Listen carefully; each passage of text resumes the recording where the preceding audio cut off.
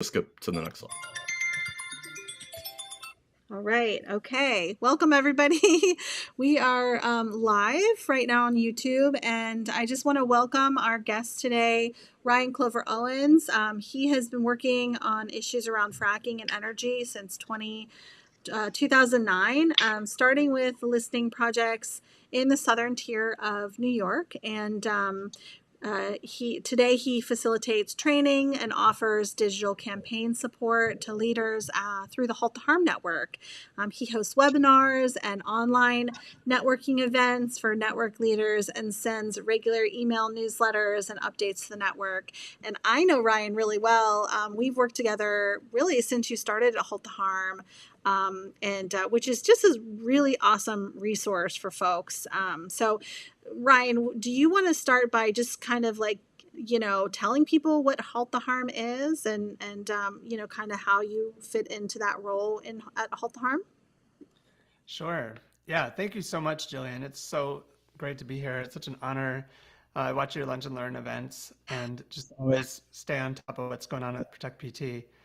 So Halt the Harm Network is a national network based in the U.S. of leaders working on oil and gas issues, working to protect their communities. It's mostly grassroots leaders, but also includes attorneys, people doing research and science, giving presentations. I'd say funders are paying attention to what's happening as well. Halt the Harm Network is a platform for people to connect with each other. So first and foremost, I would say it's a directory. So folks who are involved in the movement, who are doing this work and want to be available as a resource and want to meet people, connect with people, can be in the directory and put in the issues that they're working on, whatever skills they have to offer.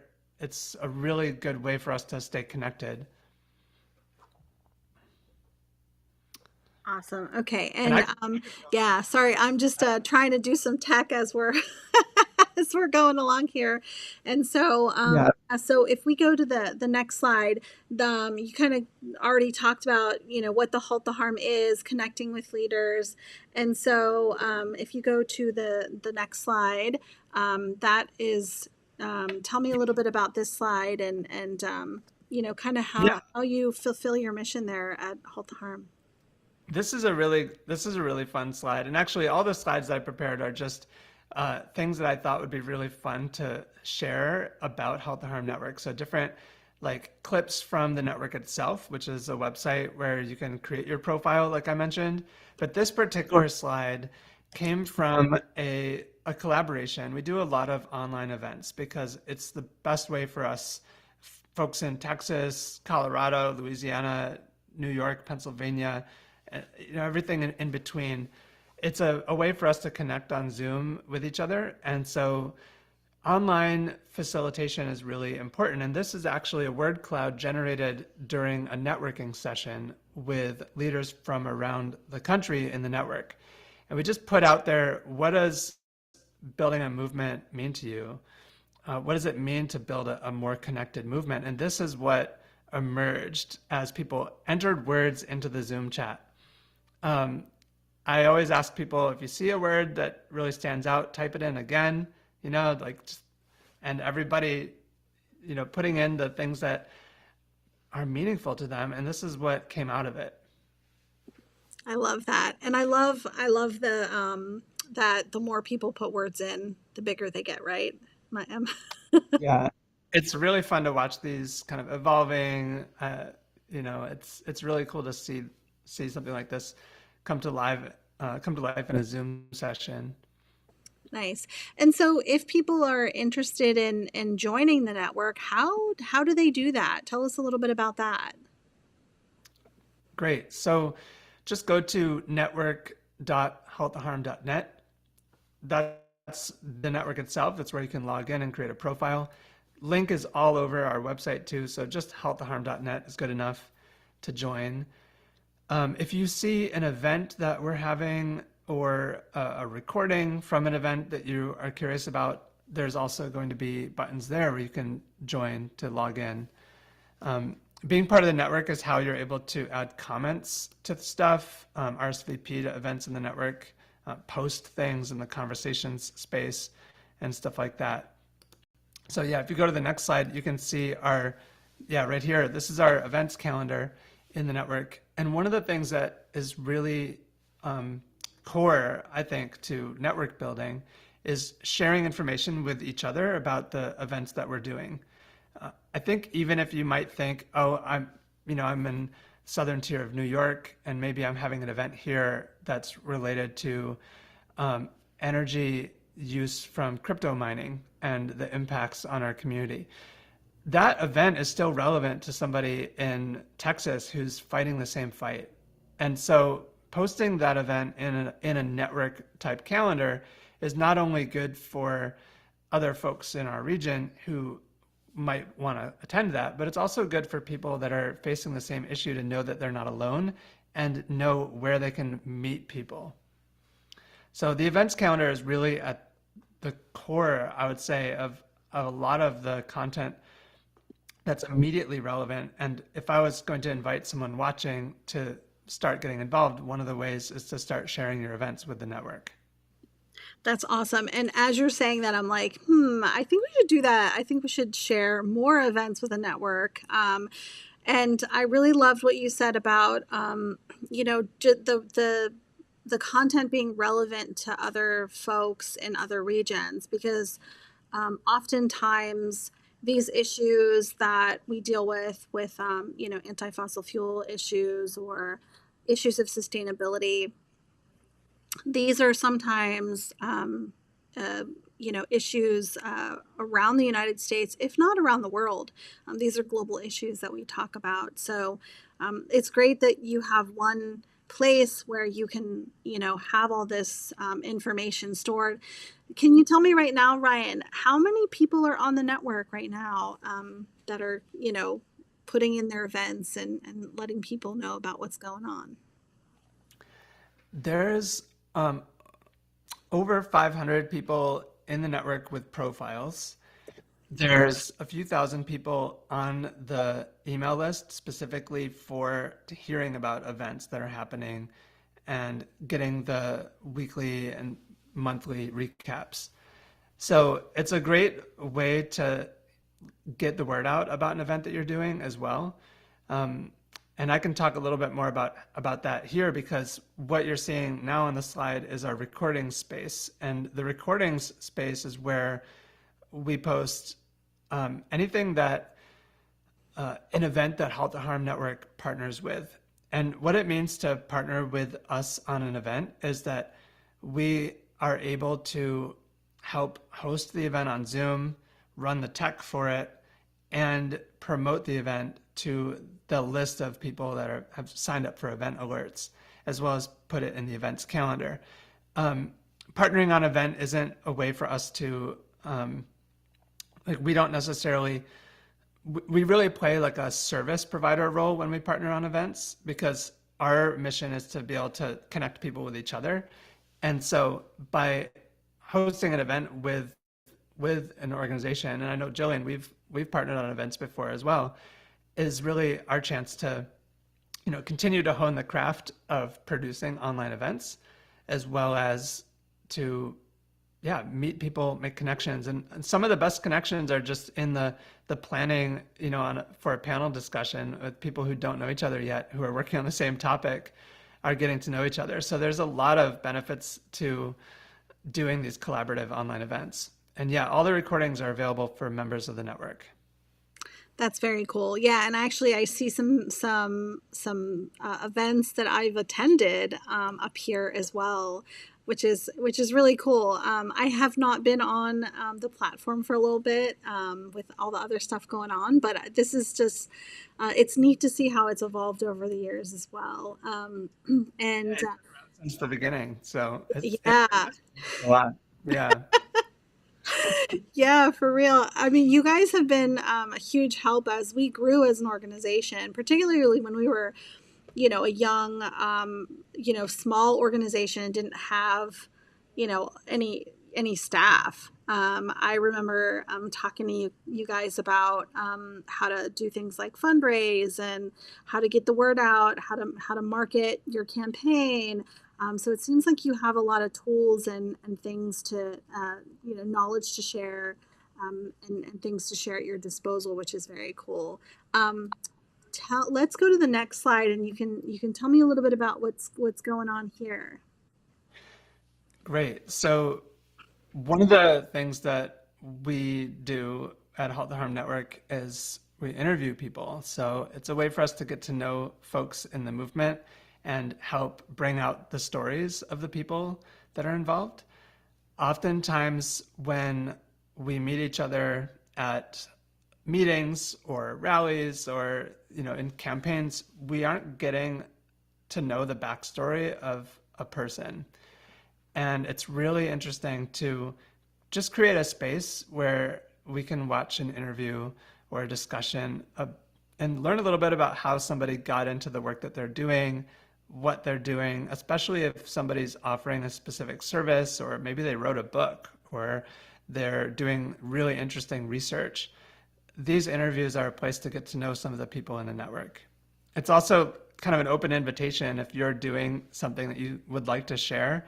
If you're a leader involved in this work, we'd love to feature you in our cafe series. This is a weekly live event, so you can also attend and see the upcoming cafe events that are hosted by AC Stabel in the events calendar. That's really cool. Okay, so and I recognize some names here, of some folks that I've talked to in the past.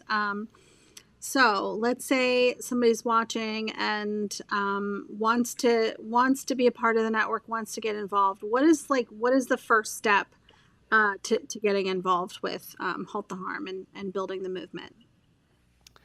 So going to halttheharm.net is the one-stop shop. There's a button right on the homepage to join the network. When you click on join the network, it'll bring you to a place where you can create a profile.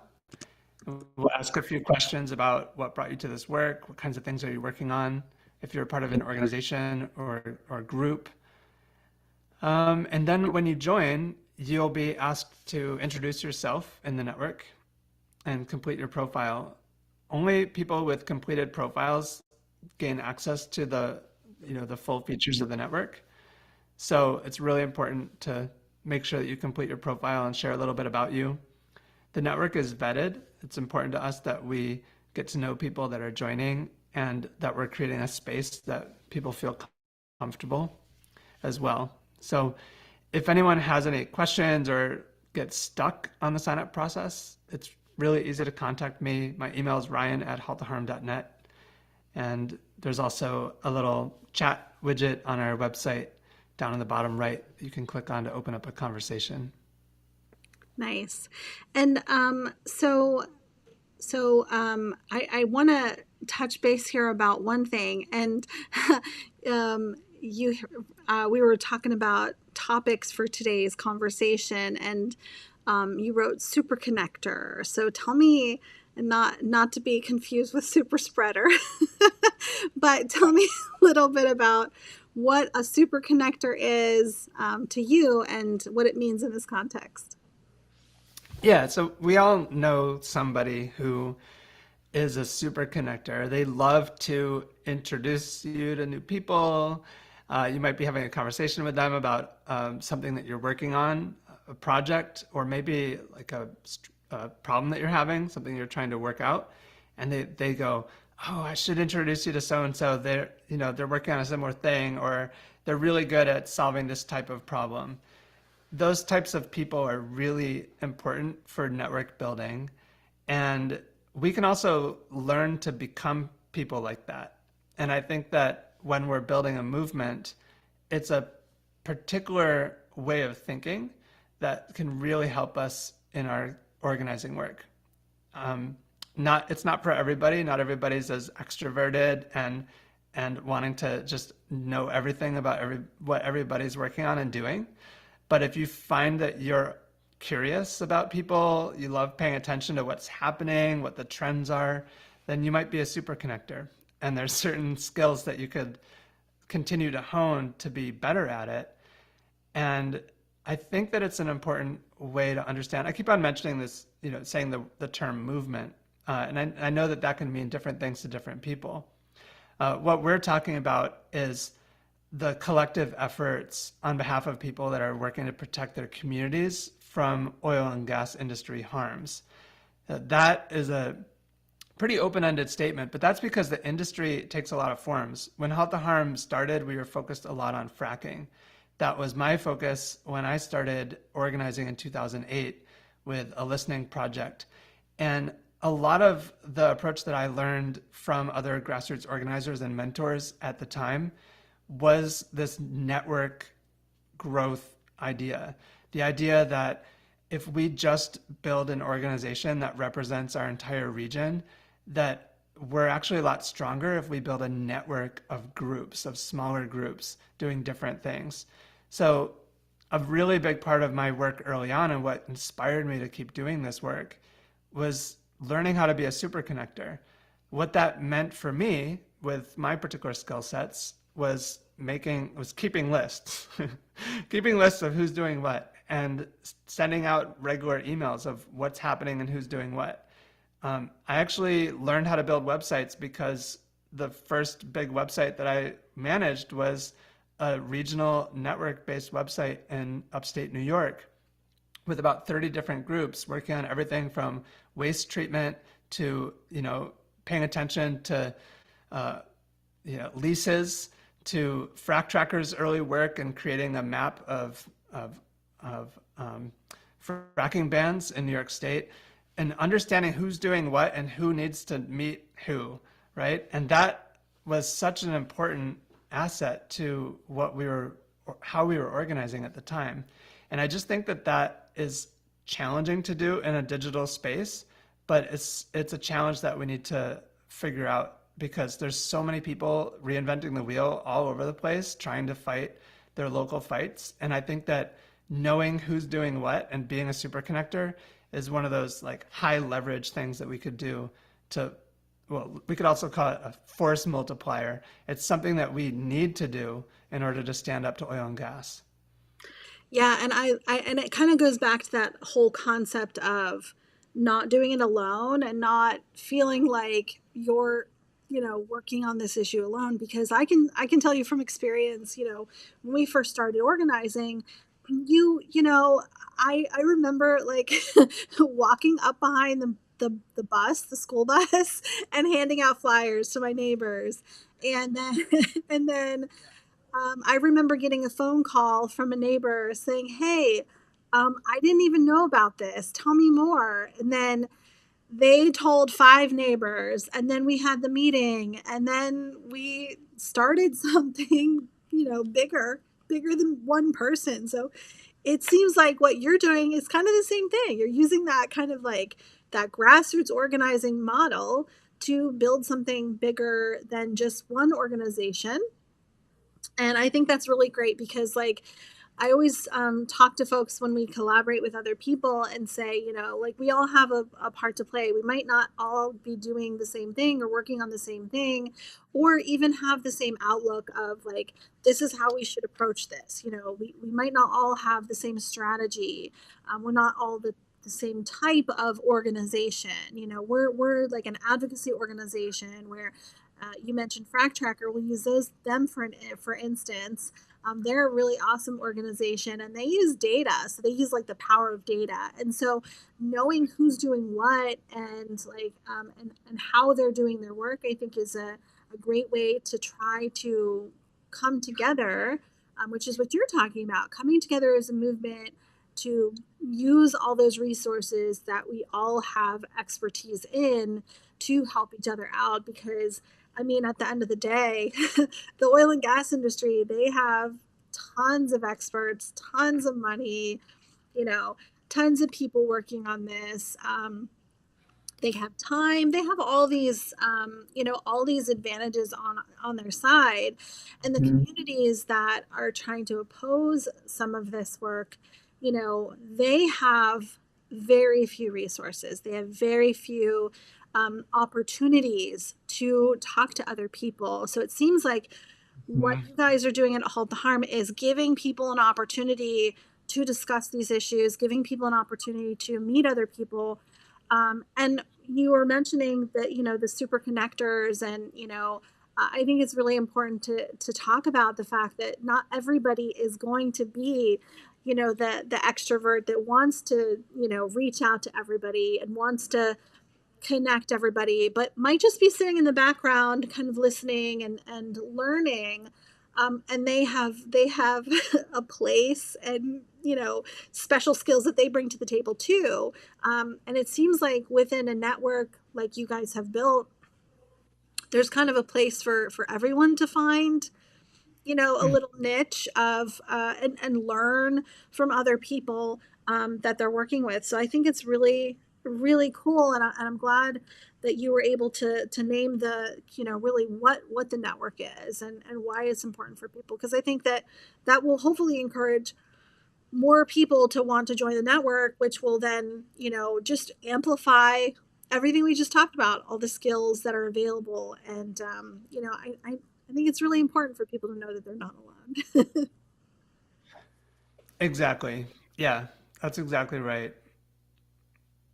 Yeah, and I want to add that, like, one of the things that everybody can do to help with this effort and be a connector is to create a profile and to just check in once in a while. It's our goal is not to create a social network where we're trying to optimize as much, like everybody being on it as much as possible, because our model isn't the same type of model.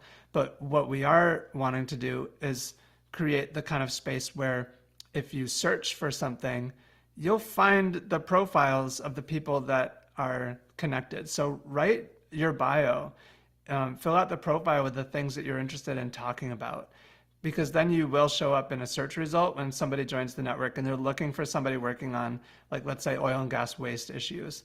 You'll be somebody that'll show up and they'll know that they can reach out to you. So that type of thing is something everybody can do to help that effort of us all being connected. That is super cool. It's really cool.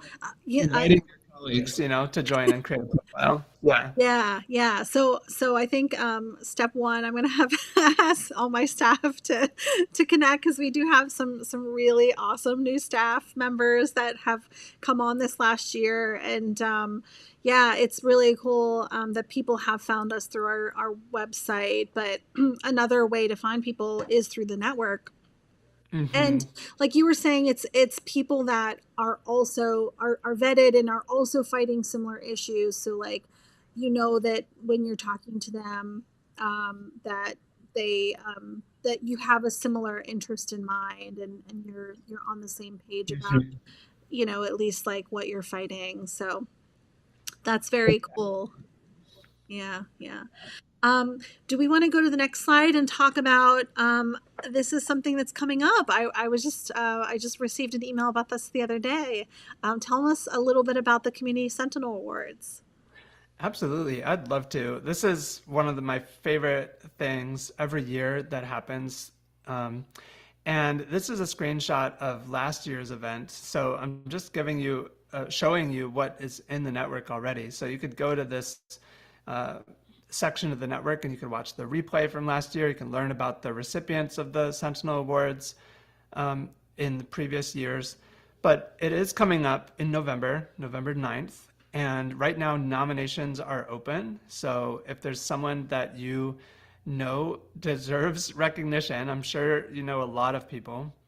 Um, but oftentimes this work is really thankless and it's happening behind the scenes. And some of the people who work the hardest don't get celebrated enough. And this is our opportunity as a network, as a movement, as a community, to really uplift those people and celebrate their contributions. The Sentinel Awards happens every year. It's hosted by Frack Tracker Alliance and Halt the Harm Network. There's a variety of other partners and sponsors that help make the event possible. And it's actually happening in person this year. Again, it was fully online for the past couple years, so it's going to be in person. It'll actually be a hybrid event. This is something I'm pretty excited about the online experience is not going to be just a secondary thing. It's going to be its own production that's also happening at the same time as the in-person event. So whether you're there in person or online, you're missing something, but you're also getting something unique That's from the cool. experience. That's So really yeah, cool. Yeah. You're going to put your tech skills to to use that day.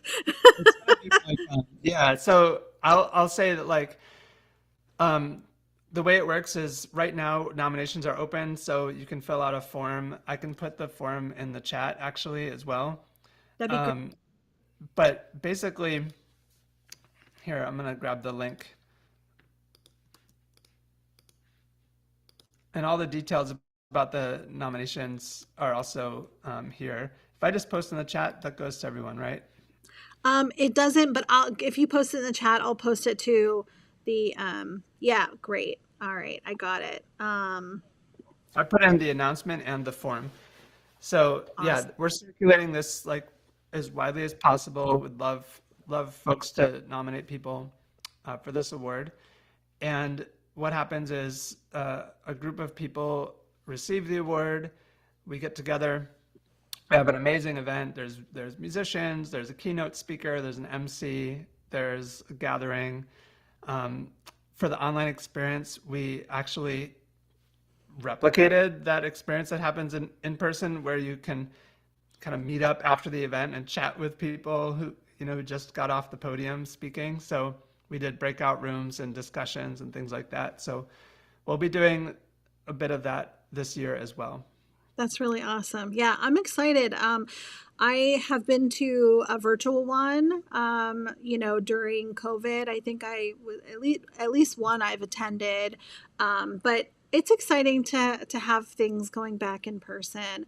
I went ahead and popped those links into the chat for folks. So even if you're watching this a little later, you can click on the link, and if you know somebody that is doing work in your community, please go ahead and nominate them using the last link that I posted.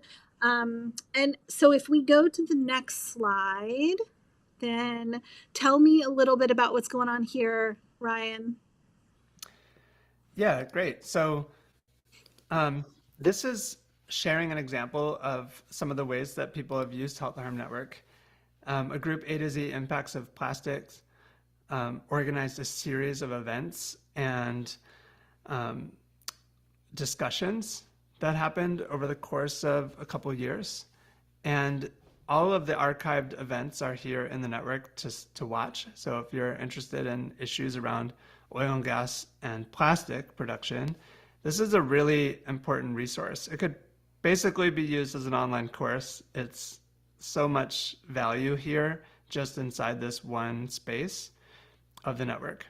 And so that's just to give you an idea of some of the ways that people have used it.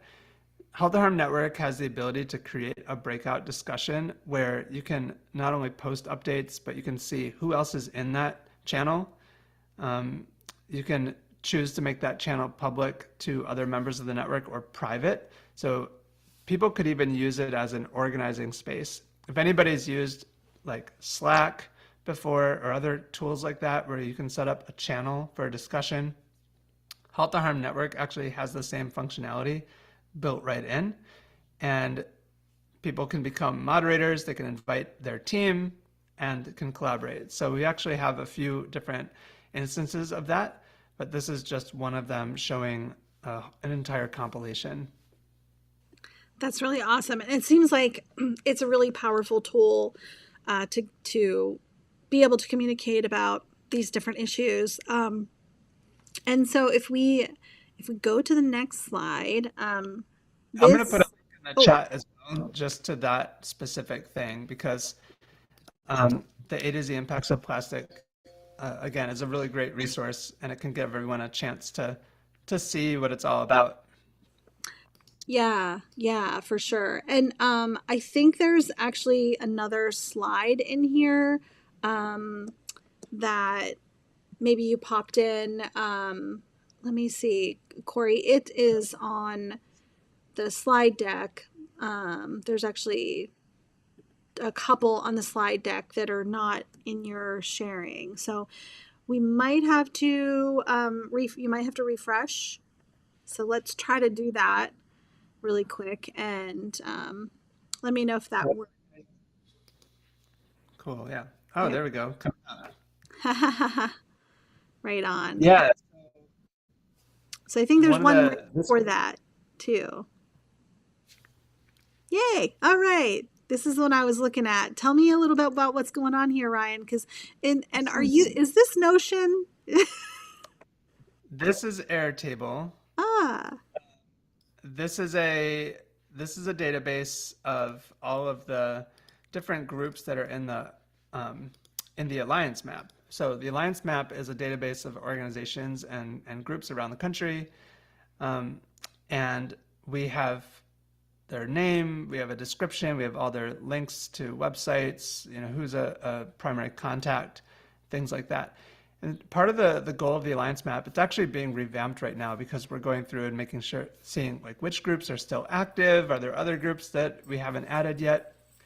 Halt the Harm Network recently had a summer welcome committee fellowship where we hosted a networking event, and just at that networking event alone, we got dozens of more groups to add to the Alliance Map. So this is one of the projects that's in development. If you join Halt the Harm Network, you'll have access to where it's at currently. And the idea behind this is, this started as a partnership with Frac Tracker as well. The idea behind this is you could look at a map of, let's say, quote unquote, chemical recycling facilities that are being developed around the country. And then you could overlay this information and look at all of the organizations that would be great to connect with within proximity of a particular site. If somebody was wanting to just see what organizations are in their region that they could reach out to for support, they could look on the Alliance Map or skim through this database and find them. So this is kind of, if you're watching this and you're part of a group or an organization, please reach out to us. We'd love to make sure that you're included, that your information is up to date on the Alliance Map. and then when you say Alliance Map, is it like a physical map? Like, is it like something that you can see, like, like a map of the United States and where everybody is? Yeah, so because it's in this revision process right now, it looks like a list, but yes. Yep. But it will be like a map. So like if someone zoomed into PA and someone zoomed into like Westmoreland County, they'd be able to see like, oh yeah, Protect Me T is working on those issues. Or Exactly. nice, that's so cool. That's really cool. Um, Exactly. and so when that's finished, how are you going to let people know when it's finished? Our goal is to be able to have it live in time for the Sentinel Awards this November. Um, we've had versions of it live before, so this is just going through the revision process, updating all the different organizations. We'll be announcing it far and wide. It'll be definitely announced in the network itself. Awesome. Okay. So if we go to the next slide, I feel like we've talked a lot today about why people should join the network and a lot of the value, whether you're a person that um, really is one of those super connectors and want to connect with people, or if you're someone that, is maybe trying to get to know other people in the network or other people that are working on these issues and maybe, shy to try to get involved and want to learn. It seems like it's kind of a place for everybody. So tell me a little bit about what Halt the Harm has coming up. Um, Yeah, so one of our next events coming up, which we're doing with the Move Past Plastic, the National Resource Defense Committee, and Climate Reality Project, and Save Our Susquehanna, Protect Point Township, bunch of different groups that are working on that, is chemical recycling myths debunked. And this is, if you've ever heard about the so-called chemical recycling technologies that oil and gas is promoting, they're promoting this as a solution to the plastic crisis. And they're basically claiming that they can recycle plastic. Um, but this is actually like a extremely harmful and toxic um, industry. So we're offering a presentation on that with a number of different organizations, and you can learn about that. I put the link in the chat. That's going to be a presentation, and I mean, we just announced it, and there's already over 100 people signed up. So it's obviously striking a nerve right now in the network. It's really important, I think, to get on top of these new like false solutions. The industry always has like a new term or like new like framing that their think tanks that they spend millions of dollars on come up with. And one of the most, I feel like one of the most important things that we can do when we're fighting the industry is understand that they are investing a lot of resources in how they frame things and Mhm. learn how to get under that and unravel it, because it's really dangerous when people start to accept certain ideas of plastic recycling. If it's a false solution, especially a false solution that's really harmful for the community where these facilities are being developed, it's really important for us to pay attention to that. Yeah. Um, so yeah, that's the most immediate thing that's like on my radar right now coming up. Um, there's a few other things coming up as well. A summit, an online summit with environmental attorneys. So 20 different attorneys all sharing what they're working on, being interviewed and participating in a networking event. So really excited about that.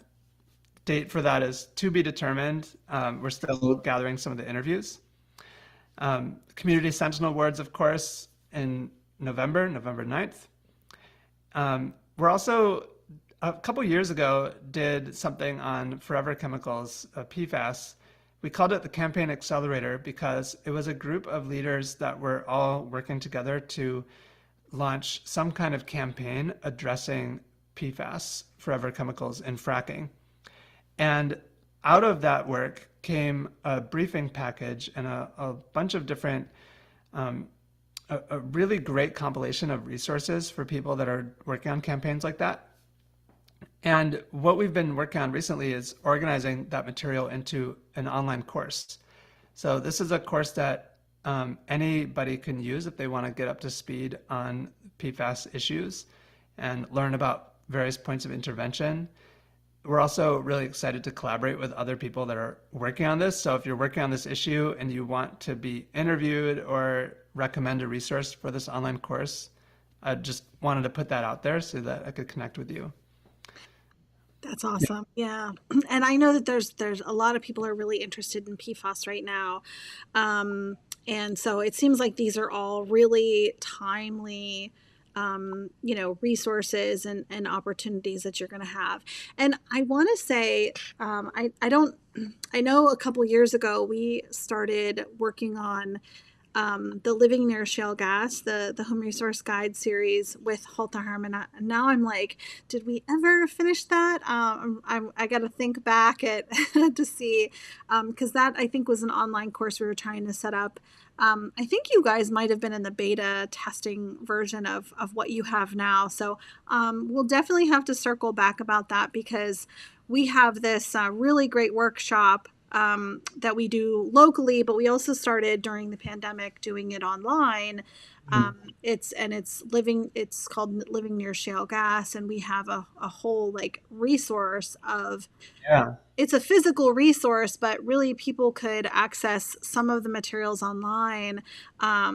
But it's a physical resource that we put together for people that are just like learning about this coming into their community for the first time and want to figure out, well, what can I as a community member do about it, right? And what are some of the state and local laws that play a part in that? What are some of the emergency and disaster preparedness things that, an individual would need to know? So I'll have to check with our staff. And actually, we were just making updates to it. We should circle back around that, I would Ryan. love to. And Yeah, I would love to. And I think that like Halt the Harm Network being a directory and being an events calendar and being basically a forum, it's a perfect place for there to be some online courses offered. I think there's so many use cases for that, both in what you're doing, like bringing people in the community together to learn about something, but also, let's say an organization, someone gets a new volunteer or a new staff member, and you want to make it easy for them to read in on a particular issue like T-norm or PFAS or something like that, or zoning or whatever. Well, we have so much material that could just be organized into a basic curriculum to give someone that read in. It's it's just incredible, and it's yeah. The courses feature is already complete. It's available, and this is the first one that we're releasing, and just really excited to show everybody how it works. That's awesome. And it's funny because I think like one of the first webinars I did with you, I think is still up on the website. I don't know. I'd have to look to see if it is, but we did a webinar several years ago about that I still share out to this day because like this stuff doesn't like it doesn't go away, you know, and more people are learning every day. So yeah, if you go into the webinar archive, there's actually a couple webinars we've done together, but the one was how to beat oil and gas at the local level, and it was just like we had our attorney on at the time. It was just a really great webinar, and I still share that today when people call and say, hey, this new thing is being proposed in my community, what do I do? I say, well, here is a basic webinar where you can start to learn how to get involved, and we covered topics from participating at the local level to fundraising.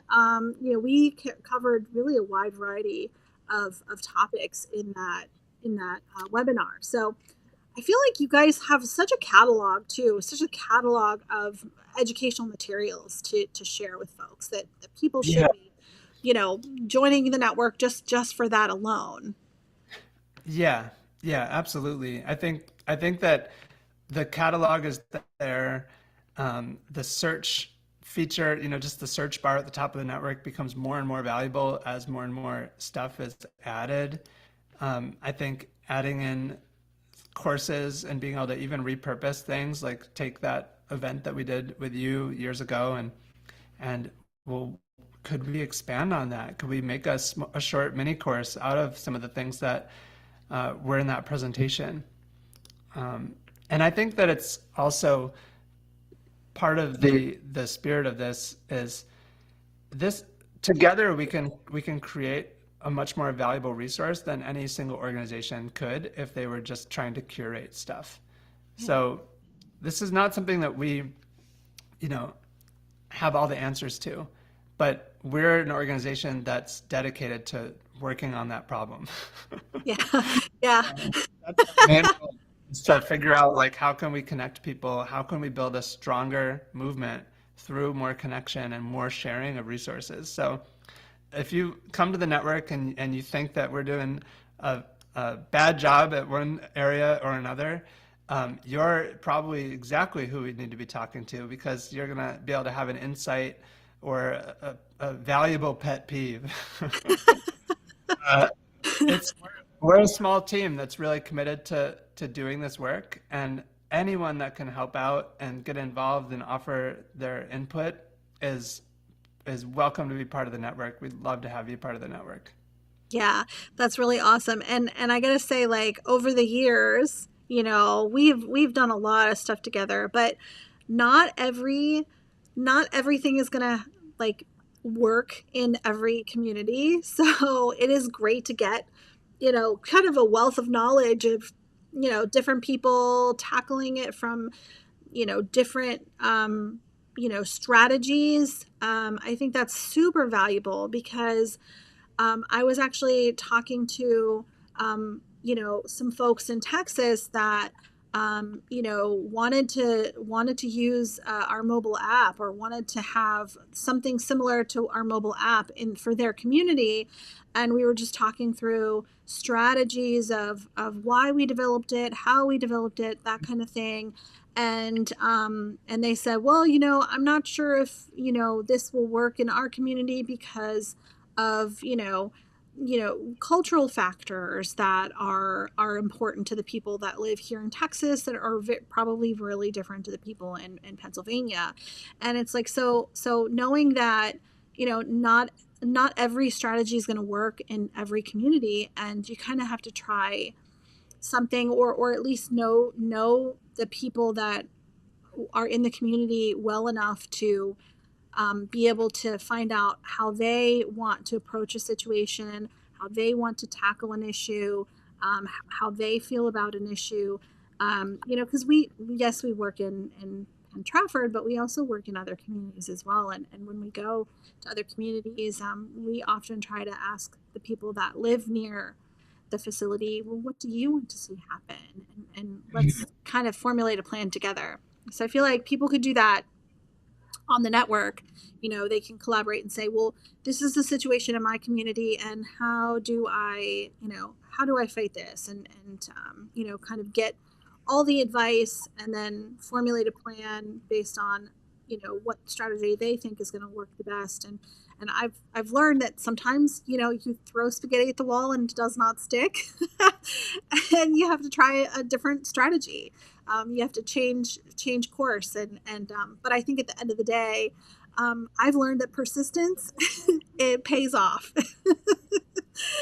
over the years that we've done this work. So for anybody out there that's watching, I think that number one, join the network, because I think there's so many valuable tools and education for Ryan and his staff to share. But then also be persistent, because we've been fighting for almost 10 years, and I don't see there's an end in sight anytime soon. But that's okay. We've got really wonderful people like Halt the Harm Network to help us, and other people that are doing the same type of work in communities all over the United States. Mm-hmm. Mm-hmm. Absolutely. In fact, what you just mentioned in terms of like finding people to help, that's one of the kind of behind the scenes services in Halt the Harm Network, is working to be a super connector for people. So, for example, like somebody, if you have a question about an issue that you're facing and you can bring it to the network, one of our main goals is to be able to find those questions and try to answer them. So we'll dedicate some time to introduce you to somebody, dig through our contacts, see if we can find someone else in your region or someone with the expertise that you're looking for. There's a lot of instances where you might be challenging something even just in your local town board, and you need somebody to help you prepare some data, or help you make your case. All of that kind of stuff is the type of collaboration that can happen in the network. Yeah. Somebody actually emailed me the other day and said, hey, are you working on this issue? And I was not, but I need to reach out to the network, or let them know to reach out to the network, because Yeah, I'm betting someone else there is working on something similar. Yeah. exactly. Yeah. Yeah. Yeah. So, and all right, we have an echo somehow. Uh-oh. That all of a sudden happened.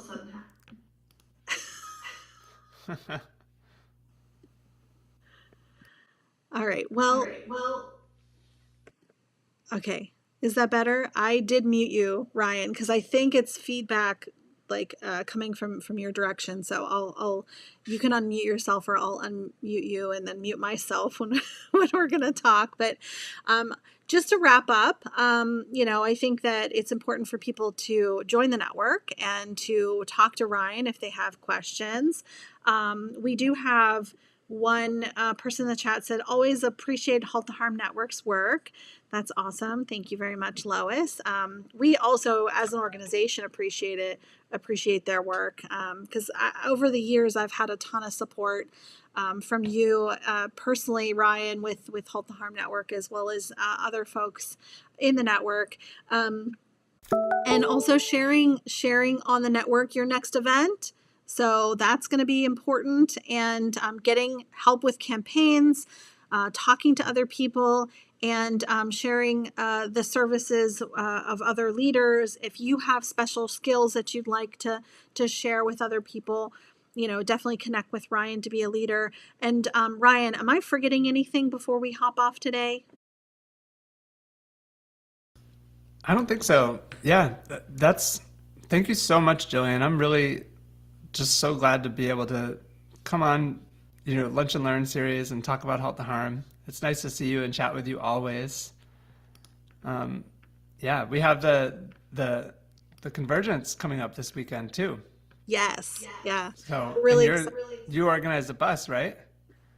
We did. Yeah. We organized a bus. And so if anybody's interested in getting on the bus for the climate convergence, if anybody doesn't know what the climate convergence is, we are going to be in Harrisburg this weekend, talking to other folks in Harrisburg. There's going to be a really wonderful festival that we have, and there's a people's hearing on Monday. It's just going to be a lot of fun. There's a ton of events.